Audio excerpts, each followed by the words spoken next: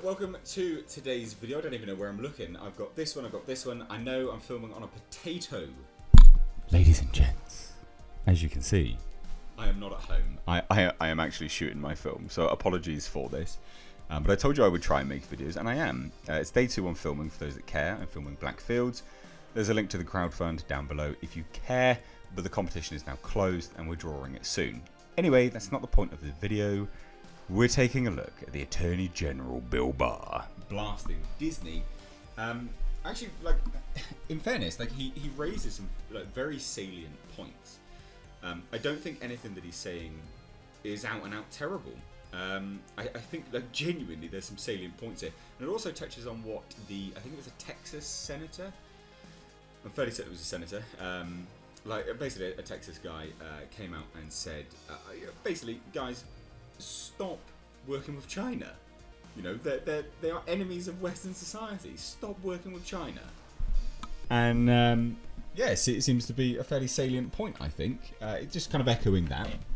So basically what we've got here is a good article. I'll leave a link down below, and we'll just get into it, right? So last week, Attorney General Bill Barr slammed Disney and Marvel Studios and other Hollywood production companies and actors for their cozy relationship with the People's Republic of China. We often forget that they are communist.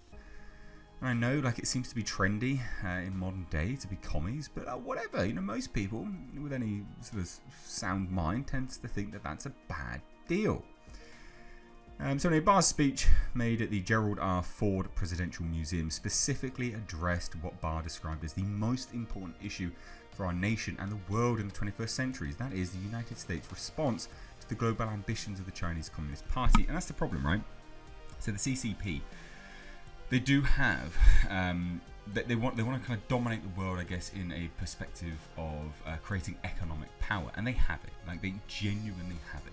There are a lot of concerns over it.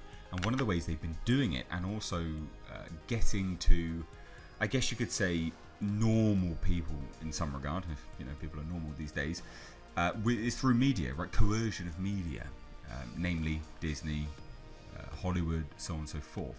Now, he elaborated that the CCP rules with an iron fist. They do. There's some atrocities happening in Hong Kong at the moment. And again, if you're pro that, then you're a scumbag. I mean, there's no two ways about it. You can't. I'm not going to argue with you. You're a scumbag. But anyway, so they have an iron fist over one of the greatest ancient civilizations of the world. It seeks to leverage the immense power, productivity, and ingenuity of the Chinese people to overthrow the rules-based international system and to make the world safe for dictatorship. And again, I would agree. In the beginning of the speech, Barr warns about China's ambitions and goals. He described China's practices as an economic blitzkrieg. And that's the thing, right?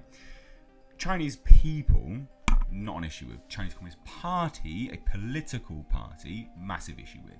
And yes, they are right. You know, it's an economic blitzkrieg. They controlled everything in this pandemic. It was unbelievable. Everything's made in China.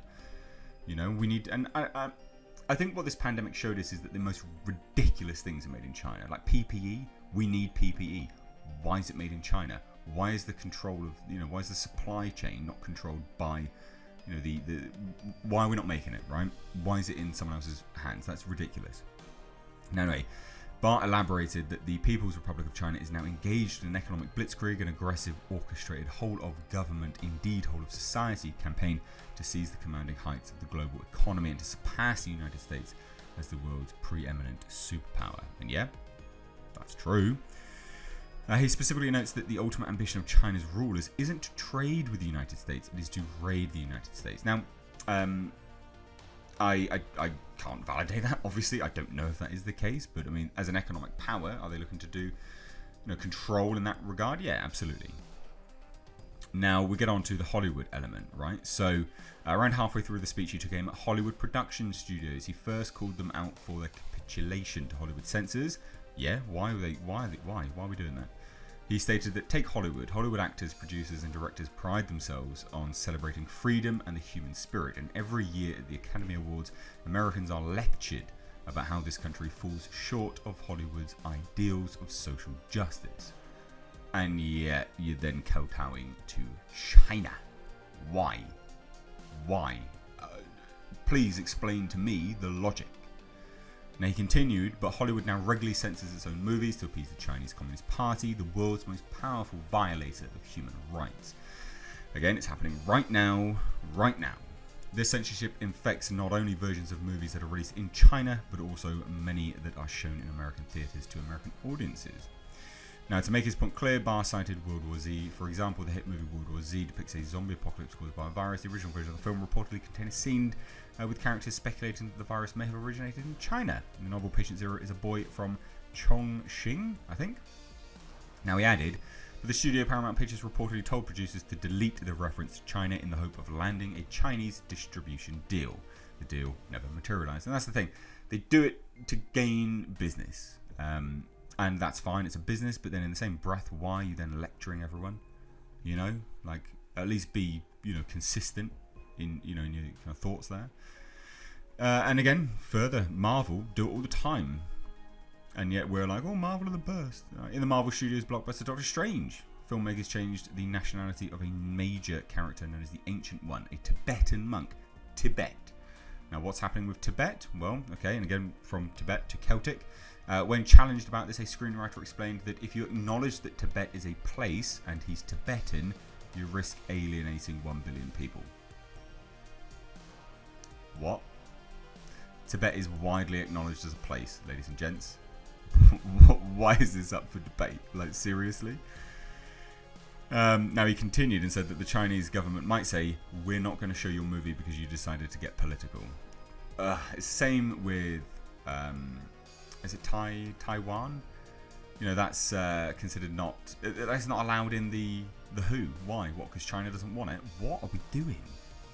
Now, these are just two examples of the many Hollywood films that have been altered one way or another to conform to CCP propaganda. And it is propaganda. It is. Tibet is widely acknowledged as a place.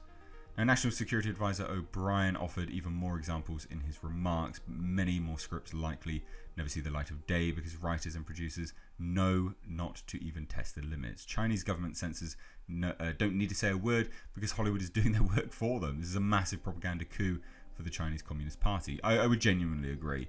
And I know a lot of people hear propaganda and they'll go, oh my god, it's like super extreme. No, I would agree, genuinely. I don't think it's, we look at what propaganda is. They were even coercing the EU into not releasing a report which said that they had, acted untoward with respect to the recent pandemic. And you're like, what? Come on. I bet you anything this video will be demonetized as well because of this. I bet you anything. And YouTube does it too. Like, YouTube are on in similar sort of curtails for it all. Now, the story of the film industry submission to the CCP is a familiar one. In the past 2 decades, China has emerged as the world's largest box office. The CCP has long tightly controlled access to that lucrative market, both through quotas on American films imposed in violation of China's WTO obligations and a strict censorship regime. They're terrible. They're awful people. Chinese are not, FYI, just Chinese Communist Party. Increasingly, Hollywood also relies on Chinese money for financing.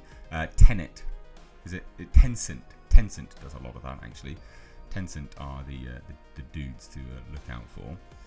Now, obviously, it says, look, but in the long run, as with other American industries, the PRC may be less interested in cooperating with Hollywood than co-opting Hollywood and eventually replacing it with its own homegrown productions. To accomplish this, the CCP has been following its usual modus operandi. By imposing a quota on American films, the CCP pressures Hollywood studios to form joint ventures with Chinese companies who then gain access to US technology and know-how. There you go. Anyway, as one Chinese film executive recently put it, everything we learned from Hollywood. Notably, in 2019, 8 of the 10 top grossing films in China were produced in China. And it's a shame, isn't it? Look, in World War II, for example, the iconic American company Disney made dozens of public information films for the government, including training videos to educate American sailors on navigation tactics. Now, during the war, over 90% of Disney employees were devoted to the production of training and public information films to boost the morale of America's troops. Disney also designed insignia that appeared on planes, trucks, flight jackets, and other military equipment used by American Allied forces. But I suspect Walt Disney would be disheartened to now see how the company he founded deals with the foreign dictatorships of our day. Pretty salient point, I would say. And it just continues. But like I said, this stuff is well known, absolutely well known.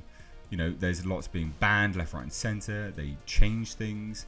I just think it's a shame. Like, why are we doing this? You know, the CEO apologised for Pandering, calling it a stupid mistake. Disney then began courting the PRC to open a 5.5 billion theme park in Shanghai. Like, what is going on? It's just, you know, why do we think that, like, this is a good idea? Like, just for business? I get they're a business, but then stop fucking lecturing everyone as well. So I thought you'd find this interesting. Please do let me know your thoughts down below. Sorry, videos are all over the place. I do apologise, and I apologise for filming on a potato. But thank you all so much. Have a missed age. Take care.